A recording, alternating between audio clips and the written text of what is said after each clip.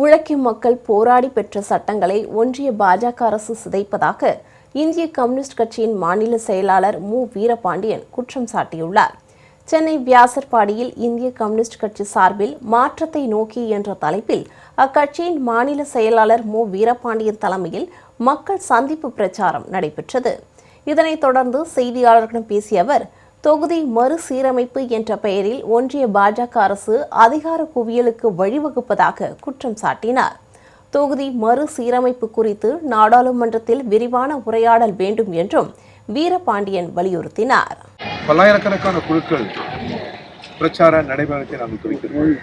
August 15 தேசிய கொடியேற்றி பிரச்சார நடைமுறை இயக்கம் முடிவடைகிறது.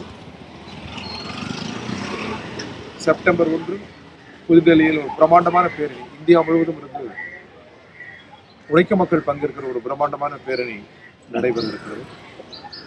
தமிழ்குரு நல்லுலகம் இந்த இயக்கங்களுக்கு பேராதரவு தர வேண்டும் என்று நாங்கள் இரு கரம் கூப்பி அன்புடன் கேட்டுக்கொள்வோம்.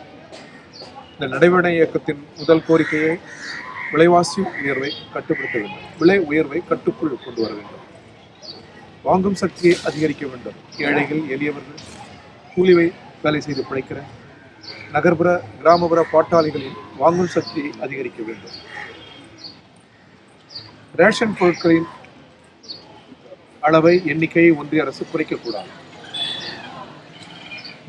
மருத்துவம் கல்வி அரசின் பொறுப்பு, ஒன்றிய மாநில அரசுகள் மருத்துவம் கல்வியை தன் பொறுப்பில் ஏற்க வேண்டும், மலை மக்கள் அலைகுடி மக்கள் பழங்குடி மக்கள் தலித் மக்கள் மீதான அடக்குமுறைகளை தடுத்து நிறுத்த வேண்டும், பெண்களுக்கான இடஒதுக்கீடை அமல்படுத்த வேண்டும், பழைய தேர்தல் முறையே வாக்குச்சீட்டு முறையை நீடிக்க வேண்டும், இந்த எந்திர முறை கூடாது, மேகதாது அணை கட்டக்கூடாது, நீதிமன்ற தீர்ப்பின்படி தமிழ்நாட்டிற்கு காவிரி நீர் வழங்கப்பட வேண்டும், எல்லாவற்றுக்கும் மேலாக இந்தியாவின் ஒற்றுமை ஒருமைப்பாடு சார்பின்மை மதச்சார்பின்மை இத்தகைய உயர்ந்த விழுமியங்களை முன்மொழிந்தபடி நாடு தழுவிய பிரச்சார இயக்கத்தை நாங்கள் மேற்கொள்கிறோம். ஆகஸ்ட் 15 காலையில் மாநிலத்தில் கொடியேற்றுகிறோம். மாலையில் பொதுச் செயலாளர் ராஜா பிரசவாக்கம் தானா தெருவில் பேசுகிறார். தமிழ்குரு நல்லுலகம் பேராதரவு தர வேண்டும் என்று நான் கரம்பூப்பி கேட்டுக்கொள்கிறேன். தமிழ்நாட்டில் காலையில் போதை விழிப்புணர்வு, போதை இல்லாத தமிழகம்னு பிரச்சாரம் பண்ணுறாங்க. ஆனால் அன்றைக்கே கொலை நடக்குது. போதை காலேஜ் எப்படி போதை பழக்கம் கூடாது, கல்வியால் தான் ஒரு பெரும் விழிப்புணர்வை நாம் கொண்டு வர முடியும். சமூக அறிவியல் பூர்வமான கல்வியால் போதை பழக்கங்களுக்கு எதிராக ஒரு உரையாடல் துவக்கப்பட வேண்டும். அரசுக்கு கூடுதல் பொறுப்பு இருக்கிறது, அதே போல் சமூகத்தில் உள்ள அனைவருக்கும் கூடுதல் பொறுப்பு இருக்கிறது.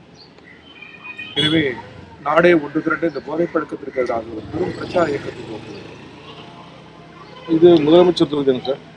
பெரம்பூர் முதலமைச்சர் பார்த்தீங்கன்னா இந்த ஹவுசிங் போர்டு 2 சைடு கழிவு நீர் அவ்வளவு பார்த்தீங்கன்னா உள்ள சந்து உள்ளே போக முடியாது, அவ்வளோ கழிவு நீர்.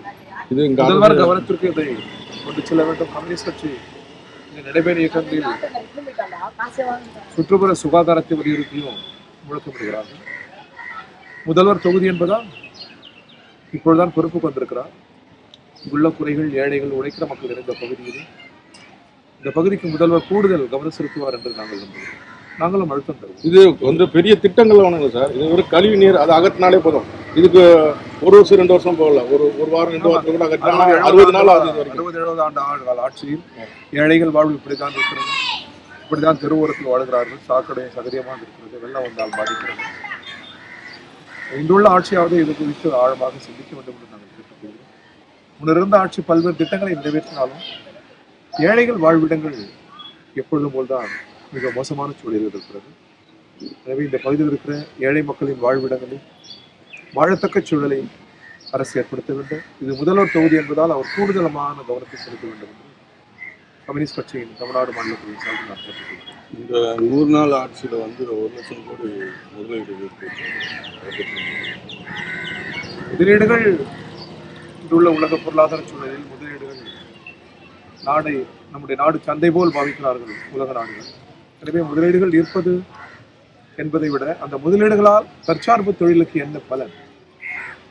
கிராமங்களை சார்ந்த நகரங்களை சார்ந்த தன்னியல்பில் உழைக்கிற அந்த உழைப்பாளி மக்களின் தொழிலை அது பாதுகாக்க வேண்டும், வளர்த்தெடுக்க வேண்டும். சிறுதொழில் குறுந்தொழிலை அழித்து விடுவது போல் நாடு கடந்த நிறுவனங்களிடம் வந்து புரிந்துணர்வு ஒப்பந்தம் மூலம் மூலதனங்களை ஈர்ப்பது என்பது அவ்வளவு சரியல்ல. நாடு கடந்த மூலதன நிறுவனங்களால் முன்னேறி விடாது, நம்முடைய தற்சார்பில் தான் முன்னேறும். அதற்கு அரசு முன்னுரிமை வழங்கும். சார், தொகுதி மறுவரை என்பது கூடாது. மழை நிலையை நீடிக்க வேண்டும். தமிழ்நாடு பாதிக்கப்படக்கூடாது, தென் மாநிலங்கள் பாதிக்கப்படக்கூடாது. ஒன்றிய அரசின் அதிகார குவியலுக்கு இது வழிவகுக்கும். இதை நாங்கள் எதிர்க்கிறோம். சென்னையில வந்து சொத்து ஒரு மதிப்பு அதிகமா இருக்கு, குற்றச்சாட்டு. வரிகள் குறைக்கப்பட வேண்டும். உழைக்கிற மக்களுக்கு, ஏழைகளுக்கு வரிகளை குறைக்க வேண்டும். அவர்கள் ஊதிய உயர்வு அதிகரிக்க வேண்டும். அவர்கள் வாழ்வியலுக்கான உத்தரவாதங்கள் அரசு உத்தரவாதப்படுத்த வேண்டும். சொத்து வரி உயர்த்தி இருக்கு இந்த அரசு அப்படின்னு எடுத்துக்கலாமா சார் நீங்க சொல்றது? சொத்து வரி எந்த சூழலிலும் நடுத்தர மக்களுக்கும் ஏழைகளுக்கும் உயர்த்தப்படக்கூடாது. பெரும் முதலாளிகளுக்கும் நாடு கடந்த நிறுவனங்களுக்கும் வரிகளை அதிகரிக்கலாம் என்று எளிய மக்கள், நடுத்தர மக்களுக்கான சொத்து வரிகள் உயர்த்தப்படக்கூடாது என்பதுதான் எங்கள் நிலை.